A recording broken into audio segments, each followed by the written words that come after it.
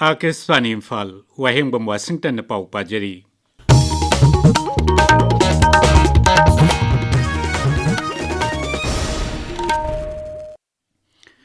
भारत सरकार की information अमसुंग broadcasting मंत्रालय की मखादा press information bureau PIB Guwahati नसेनबा मणिपुर याउना अवांग नोंपोक राज्य सिंगी पाउमी 13 की नुमित हुमनी की गुवाहाटी सिटी की प्रेस टूर प्रोग्राम अमा ngasiदगी हौख्रे मसिदा मणिपुर अरुणाचल प्रदेश मिजोरम अमसुंग नागालैंड की पाउमीसिंग सरुक यारी ngasi अहोब नुमिता कामरूप जिला की अमिनगांव लेबा नेशनल डाटा सेंटर अमसुंग मालीगांव की नॉर्थ ईस्ट फ्रंटियर रेलवेज चतुन यंखी मखोइना मकोक थोंबो ऑफिशियल सिंग उनदुना वारी वाताइसु सानखी आसाम राइफल्स की लेफ्टिनेंट जनरल अभिजीत S पेंधरकरना ऑपरेशन सद्भावना प्रोजेक्ट की मखादा थौबाल जिला के हैरोक्ता मल्टीपर्पज कम्युनिटी हॉल अमसुंग कारपेंटरी एंड कार्विंग सेंटर संगाबगल लोइना मियाम द खुचिनख्रे थौरमदुदा आसाम राइफल्स के ऑफिशियल सिंग एक सर्विसमैन सिंग अमसुंग खुंजा कयाना सरुक याखी लेफ्टिनेंट जनरल पेंधरकरना चांदेल जिला की एक सर्विसमैन सिंग वारी सानख्रे आसाम राइफल्स ना सिविक एक्शन प्रोग्राम की मखादा हौजिक तथरिबा नेशनल इंटीग्रेशन टूर की सरुक अमा ओइना टेक्नोपल चांदेल अमसुंग कक्चिंग जिला की सिविल सोसाइटी ऑर्गेनाइजेशन सिंगी मिहुत सिंगना दिल्ली द लुचिंग कयागा उनदुना वारी सानख्रे मियोई कुलहुमदोइना साबा मिहुत कांगबु अदुना दिल्ली एरिया की general commanding officer lieutenant general Bhavnesh Kumar केंद्र की गृह राज्य मंत्री नित्यानंद राय नचिंबा लुचिंग कयागा उनखी मेघालय की गारो हिल्स ऑटोनोमस डिस्ट्रिक्ट काउंसिल की मिखल अप्रैल 10 पांथोक्लगनी शिलोंग पांथोक्किबा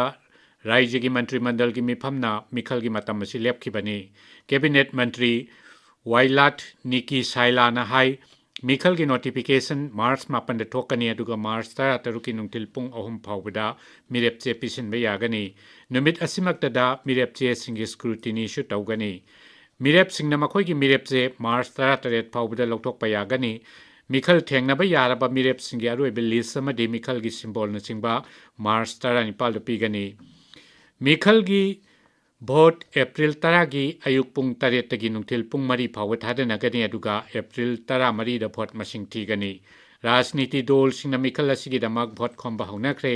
सीट अयामबदा नेशनल पीपल्स पार्टी NPP ना मखोई की थागतकदबा मिरेप सिंगी मिंग लाउथोख्रे मरकसिदा राज्य की मंत्रिमंडल ना राज्य अदुगी थबक चंगबगी रिजर्वेशन पॉलिसी की मतंगदा एक्सपर्ट कमिटी ने पिखलकपा रिपोर्ट अदु अयाब पीख्रे रिपोर्ट अदु राज्य विधानसभा हयंग पुथोकनी इंडियन कोस्ट गार्ड अमसुंग गुजरात एंटी टेरोरिज्म स्क्वाड ना इंटरनेशनल मेरीटाइम बाउंड्री लाइन तमने संगसिलकपा मिरमगी nga phanaba hi amadagi drug oiramba yai haina singnaba crystalline kilogram चनी अहुम फारे ही अदु मिरम मचा अनि न होलकपनी इंडियन कोस्ट गार्ड न हाई फारब ही अमदि मियोय सिंग अदु मखाता न थिजिनबा अमदि पोलम सिंग अदुगी केमिकल एनालिसिस सथनबा पोरबंदर पोरखरे केंद्र की लघु सिंगु अमसुंग लौमी सिंगी याइफा थौरांग मंत्री शिवराज सिंह चौहान नंगसी जयपुरदा लौमी सिंगी डिजिटल मरूप भारत विस्तार हुदोख्रे मसी लौमी सिंगबु मितसिंग नासिंगहन्नबा अहेनबा शक्ति फंगन्नबा मदि अतै ई पाउ कया फंगन्नबगी पांडमदा हुदोकपने प्लेटफॉर्म असि खुथांगदा लौमी सिंगना मखोगी मोबाइल फोनदा दरकार लैबा ई पाउ खुदिंग खंग ngamlagani थौरमदुद वांगांगबदा मंत्रीना हाई खोंगथांग असि लौ सिंगुगी लमदा डिजिटल रिवोल्यूशन पोरकनबगी ऐतिहासिक ओइरबा खोंगथांग अमनि मांगना हाई मसिना लौमी सिंगदा महै मरोंग सिंगी ओइबा साइंटिफिक एडवाइजरी सर्विसेस कैथेलगी ममल अमदि नोंजु नुंगसागी ई पाउन सिंग खंगनगनी मसिना लौमी सिंगी सेंथोक हेनगत हनबदा नतना सासन लोइबगी लमदसु अकुप्पा मरोल सिंग खंगनगनी थौरमदुद वांगांगबदा राजस्थान की मुख्यमंत्री भजनलाल शर्मा नसु लौमी सिंगदा थौवंग असि यारिबा मखै सिजिनदुना मसिगी कानबा लौनबा हाइखी इंटरनेशनल फ्लीट रिव्यू